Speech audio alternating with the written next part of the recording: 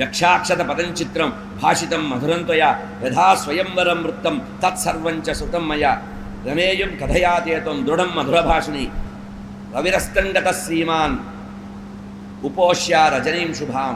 వెంటనే ఆ సీతాదేవితో అన్నదట, ఎంత అదృష్టం, ఎంత మధురంగా మాట్లాడేవమ్మా, చాలా ముద్దుగా వినడానికి ఇంపుగా నీ యొక్క కళ్యాణ గాథంతా నాకు చెప్పావు, ఈ వయసులో నీ యొక్క వివాహాన్ని నేను వినడం అనేది చాలా నా అదృష్టం అని చెప్పి అనేటప్పటికీ వెంటనే అనసూయాదేవి అన్నదట సీతామాతతో, మధురస్వరంతో నువ్వు మాట్లాడావు, ఇప్పుడు ప్రస్తుతం సూర్యాస్తమయం అయింది, ప్రస్తుతం ఇప్పుడు ఎక్కడికి ప్రయాణం చేయకూడదు కనుక నువ్వు హాయిగా ఇక్కడే విశ్రమించమన్నదట.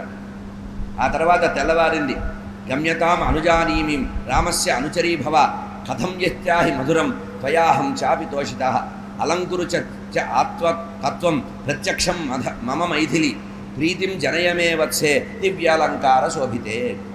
వెంటనే ఆమె ఏం చేసిందంటే మర్నాడు పొద్దున్నే ఎప్పుడూ కూడా వాడిపోయినటువంటి వస్త్రాలు, అంటే ఒకసారి ధరిస్తే ఎప్పుడు మురికి పడవు, మాసిపోవు, ముడతలు పడవు, అట్లా ఎప్పుడూ కూడా మాసిపోయినటువంటి వస్త్రాలని, ఆ తర్వాత శరీరానికి సౌందర్యాన్ని ఆరోగ్యాన్ని కలిగించేటువంటి సువాసనలు కలిగించేటువంటి కస్తూరి మొదలైనటువంటి వాటిని, తలలో పెట్టుకోవడానికి చక్కటి పూలదండని, వస్త్రాలను కూడా ఇచ్చిందిట. ఎవరు? అనసూయాదేవి సీతాదేవికి.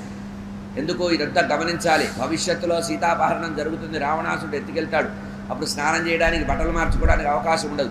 అందుకని సీతాదేవికి అనసూయాదేవి తపస్సు చేత తపోనిర్మితమైనటువంటి ఎప్పుడూ కూడా వాడిపోయినటువంటి తపస్సంపద కలిగినటువంటి మాలలు, వస్త్రాలు, ఆభరణాలు, మైపూతలు బహుకరించిందట. ఇవి ధరించినట్లయితే నీకు సర్వశుభాలు కలుగుతాయమ్మా అన్నది.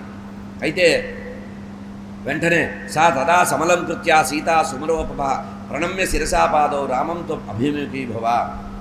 వెంటనే అనసూయాదేవి అందట, అమ్మ ఇట్లా బట్టలు తీసుకుంటే కాదు, వెళ్ళి బట్టలు మార్చుకో. మనం కూడా ఎవరైనా ఇంట్లో బట్టలు పెడితే, పుట్టింటి వాళ్ళు బట్టలు పెడితే వెంటనే కట్టుకొని రమ్మంటారు కదా, అట్లా అనసూయాదేవి తల్లిలాగా సీతాదేవికి ఇచ్చిందట. ఏమిటి? ఆభరణాలు, వస్త్రాలు ఇస్తే లోపలికి వెళ్ళి తన వస్త్రాన్ని మార్చుకొని అనసూయాదేవి ఇచ్చినటువంటి అంగరాగాలు, మైపూతలు, వస్త్రము, ఆభరణాలు, పూలు ధరించి వచ్చిందట. అప్పుడు నీ భర్త దగ్గరికి వెళ్ళమ్మా అని ఆశీర్వదించిందట. అప్పుడు వెంటనే ఇట్లా ఇచ్చినటువంటి అవన్నీ స్వీకరించి భర్త దగ్గరికి వెళ్ళింది. భర్త చూసి చాలా ఆనందపడ్డాడు. ఎవరు? రామచంద్రమూర్తి. నివేదయత్ తతస్సర్వం సీతా రామాయ మైథిలి ప్రీతిదానం తపస్విన్యాం వసనాభరణ ప్రజాం. రామమూర్తికి అమ్మవారు చూపించిందట, ఈ చీర ఎట్లా ఉంది, నగలు ఎట్లా ఉంది అని చూపించేటప్పటికి రామచంద్రమూర్తి చాలా సంతోషపడ్డారట. ఈ విధంగా సీతారామ లక్ష్మణులని అనసూయ, అత్రి మహాములు ఇద్దరూ కూడా ఆశీర్వదించారట. క్షేమంగా 14 సంవత్సరాల తర్వాత తిరిగి అయోధ్యకు వెళతారు మీరు అని. ఈ విధంగా ఆ అయోధ్యాకాండ ఇక్కడికి ముగిసింది. ఇక్కడితో అయోధ్యాకాండ అయిపోయింది. ఈ అయోధ్యాకాండకి ఫలశ్రుతి చెప్తున్నారండి. కాండద్వితీయం శృత్వయన్, ఎవరైతే రామాయణంలో ఉండే 2వ కాండ అయినటువంటి ఆ అయోధ్యాకాండని ఎవరైతే వింటారో, ఎవరైతే చెప్తారో నియమేనతు సో సాయుక్యమాప్నోతి పఠనాత్ శాస్త్రతః. ఈ భక్తితో సంబంధించినటువంటి భక్తికాండ అయినటువంటి అయోధ్యాకాండని ఎవరైతే ప్రేమగా వింటారో, నమ్మకంతో, విశ్వాసంతో రామచంద్రమూర్తి మీద అపారమైనటువంటి భక్తితో వృద్ధి చేసుకోవడానికి వింటారో వారికి అగ్ని సాయుధ్యం కలుగుతుంది. అంటే శరీరం వదిలిన తర్వాత అగ్నిలోకానికి వెళ్ళిపోతారు, మళ్ళీ భూమి మీద పుట్టవలసిన అవసరం రాదు. అటువంటి ఇది బ్రహ్మాండ పురాణంలో చెప్పినటువంటి ఫలశ్రుతి. ఇక మనము శ్రీమద్ రామాయణంలో 3వ కాండ అరణ్యకాండ, 4వ రోజులో 3వ కాండ చెప్పుకుంటున్నాం. అరణ్యకాండ చెప్తున్నారు. జటిలం క్షీరవసనం దండకారణ్యవాసినం మునివేషధరం ధ్యాయేత్ అరణ్యే కాండ ఉత్తమే. ఒకసారి నేను చెప్తాను, శ్లోకం అందరూ చెప్పండి. జటిలం క్షీరవసనం దండకారణ్యవాసినం మునివేషధరం ధ్యాయేత్ అరణ్యే కాండ ఉత్తమే. అంటే ఏమిటంటే నారచీరలు ధరించినటువంటి మునివేషంలో ఉన్నటువంటి ఆ సీతారామ లక్ష్మణులు నేను ధ్యానిస్తున్నాను. ఈ అరణ్యవాస సమయంలో ఉండేటువంటి రామచంద్రమూర్తి మమ్మల్ని అనుగ్రహించుగాక అని ప్రార్థిద్దాం.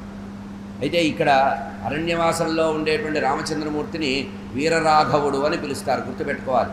వీరరాఘవుడు, తమిళనాడులో ఈ వీరరాఘవుడు యొక్క దేవాలయం కూడా ఉంది. తమిళనాడు రాష్ట్రంలో వీరరాఘవుడు నారచీరలు వస్త్రం ధరించి జటాజూటం ధరించి ఉంటాడు. సాధారణంగా అటువంటి రామచంద్రమూర్తిని మనం ఎక్కడా చూడం, చాలా పెద్దగా ఉంటారు. ఎవరికైనా ఆరోగ్యం బాగలేకపోతే అక్కడ తులాభారం చేసుకోవాలి ఉప్పుతో. రాళ్ల ఉప్పు ఉంటుంది కదా, కల్లుప్పు అంటారు. ఆ రాళ్ల ఉప్పుతో తులాభారం చేసుకుని ఆ స్వామికి సమర్పిస్తే శరీరంలో ఉండే వ్యాధులు పోతాయి. సాధారణంగా పక్షవాతం మొదలైనటువంటి వచ్చినప్పుడు అక్కడికి వెళ్ళి ఆ వీరరాఘవస్వామి దేవాలయం దగ్గర ఉప్పుని సమర్పించి వస్తారు. దర్శనం చేసుకుంటే మహాపుణ్యం అంటారు. అటువంటి స్వామి అపురూపమైనటువంటి దృశ్యమట. అంటే దండకారణ్యంలో రామచంద్రమూర్తి తిరుగుతూ అక్కడ కొంచెంసేపు విశ్రాంతి తీసుకున్నట్ట. అక్కడ ఆ దేవాలయం కట్టడం జరిగింది. కుశచీర పరిక్షప్తం బాహ్యా లక్ష్మ్యా సమావృతం యథా ప్రదీప్తం దుర్దర్శం గగనే సూర్యమండలం శరణ్యం సర్వభూతానాం సుసంవృష్టాజినం తదా మృగైర్బహుభిరాకీర్ణం పక్షిసంఘై సమావృతం. రామచంద్రమూర్తి లక్ష్మణస్వామితో సీతాదేవితో ఒక మాట చెప్పారు, ఇందాక చెప్పాను. ఎప్పుడైతే భరతుడు వచ్చి వెళ్ళాడో ఆ భరతుడు వచ్చి వెళ్ళిన తర్వాత ఆ ప్రాంతమంతా కూడా అక్కడ ఉండకూడదు, అక్కడి నుంచి వెళ్ళిపోదామని అక్కడి నుంచి అత్రి అనసూయల యొక్క ఆశ్రమానికి వచ్చినటువంటి రామచంద్రమూర్తి అక్కడి నుంచి నేరుగా ఎటు బయలుదేరారు? అరణ్యంలోకి వెళ్ళిపోయారు. అంటే దండకారణ్యంలో ప్రవేశించారు. ఇంతవరకు దండకారణ్యంలో ప్రవేశించాల, దండకారణ్య ప్రవేశం ఇప్పుడు చేశారట. అటువంటి దండకారణ్యంలో ప్రవేశించినటువంటి రామస్వామి యొక్క ఎట్లా ఉందంటే, రామచంద్రమూర్తి వెళ్ళిన ఋషుల దగ్గరికి వెళుతున్నట్ట. ఆ దండకారణ్యంలో ఋషుల యొక్క ఆశ్రమాలు ఉన్నాయట. ఎక్కడ ఋషి ఆశ్రమాలు కనబడితే అక్కడికల్లా రామచంద్రమూర్తి వెళుతున్నారు. వెళ్ళిపోయి అక్కడ వాళ్ళతో ఉంటున్నట్ట. ఈ దండకారణ్యానికి ఉండే చరిత్ర ఉంది ఒకటి. ఏమిటంటే, పూర్వకాలంలో దండకుడు అనేటువంటి ఒక మహారాజు ఉండేవాడు. అతని పేరు దండకుడు. ఆ దండకుడు అనేటువంటి మహారాజు చాలా అవినీతి పరుట. ఇప్పుడు మనకుండేటువంటి మంత్రులు లాంటి వాళ్ళే, మంత్రులు ముఖ్యమంత్రులు లాంటి వాళ్ళు చాలా అవినీతి పరుట. అటువంటి చాలా అవినీతిపరుడైనటువంటి ఆ రాజు, దండకుడు అనేటువంటి రాజు ఏం చేశాట, ఎప్పుడూ కూడా దుర్మార్గమైన పనులు చేసేవాట. అంటే ప్రజల్ని కష్టపెట్టడం, పన్నులు వేయడం అటువంటివి చేసేవాట.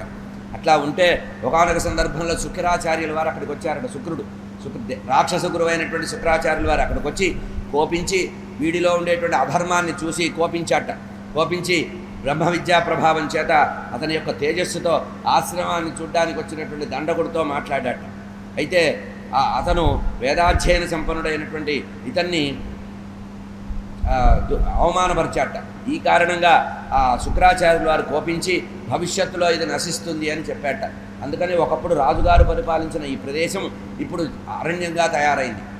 పూర్తిగా కీకారణ్యంగా, అంటే విపరీతమైనటువంటి రాక్షసులతో, పిశాచాలతో, క్రూర మృగాలతో కదలడానికి వీలు లేకుండా, ఏ మానవుడు కూడా లోపల అడుగు పెట్టడానికి వీలు లేకుండా అటువంటి ప్రదేశంగా తయారైందట. తదృష్ట్వా రాఘవ శ్రీమాన్ తాపసాశ్రమ మండలం అభ్యగచ్చన్ మహాతేజ విద్యం కృత్వం మహార్ధను. ఎప్పుడైతే అంతవరకు రామచంద్రమూర్తి ధనస్సు ఉంది, కానీ ఆ ధనస్సుకి అల్లెతాడు కట్టలేదు. అంటే తాడు బిగించకుండా ధనస్సు మాత్రమే పెట్టుకున్నాడు. అటువంటి వాడు క్రూర మృగాలు, రాక్షసులు తిరుగుతారు కనుక ఈ దండకారణ్యంలో ప్రమాదం జరుగుతుందనే ఉద్దేశంతో రామచంద్రమూర్తి లక్ష్మణస్వామి ఆ ధనస్సుని ప్రత్యేకంగా బిగించారట. తాడు బిగించి ఖడ్గాన్ని కూడా ధరించారట లక్ష్మణస్వామి, రామచంద్రమూర్తి. ఇక్కడ ఎట్లా ఉందిట, వెళ్ళేటప్పుడు దండకారణ్యంలో వెళ్ళేటప్పుడు వరుస ఎట్లా ఉంది? ముగ్గురు ఉన్నారు కదా. ముందు రామచంద్రమూర్తి ఉండేవారట, మధ్యలో సీతాదేవి, మధ్యలో సీతాదేవి, చివరిలో లక్ష్మణస్వామి. అంటే ముందు రాముడు రక్షణ, మధ్యలో సీతాదేవి. ప్రయాణంలో వెళ్ళేటప్పుడు కూడా ఇట్లా వెళ్ళాలట, స్త్రీలని కాపాడుకుంటూ ప్రయాణం చేయాలట. రామచంద్రమూర్తి ముందు, ఆ సీతాదేవి, తర్వాత లక్ష్మణస్వామి. ఇట్లా వెళుతూ ఉంటే అనుకోకుండా అక్కడ భయంకరమైనటువంటి ధ్వనులు వినపడుతున్నాయట. వేదాధ్యయనం జరిగేటువంటి ఆశ్రమాలు చూశారట. ఆ తర్వాత కొంచెం ముందుకు వెళ్తే చాలా భయంకరమైనటువంటి శబ్దాలు వచ్చాయట. ఎప్పుడైతే రాక్షసుల యొక్క శబ్దాలు కూడా విన్న తర్వాత రామచంద్రమూర్తి ఏం చేశాట, వెంటనే నాయన లక్ష్మణ, మనం అడవిలో ప్రవేశిస్తున్నాం, ఇక్కడ క్రూర మృగాలు ఉంటాయి, రాక్షసులు ఉంటారు, కనుక మనం అల్లెత్రాడును బిగించాలి అన్నారట. ఈ విధంగా తదృష్ట్వా రాఘవ శ్రీమాన్ తాపసాశ్రమ మండలం, అనేకమైనటువంటి ఋషి మండలాలన్నీ చూస్తూ అభ్యగచ్చన్ మహాతేజ విద్యకృత్వా మహర్ధును, ధనస్సుని సారించారట. దివ్య జ్ఞానోపపన్నేన రామం దృష్ట్వా మహర్షయ అభిజగ్ను ప్రదాతారం వైదేహీంచ యశస్విని తేన సోమ వివోజ్యంతం దృష్ట్వా వై ధర్మచారిణం.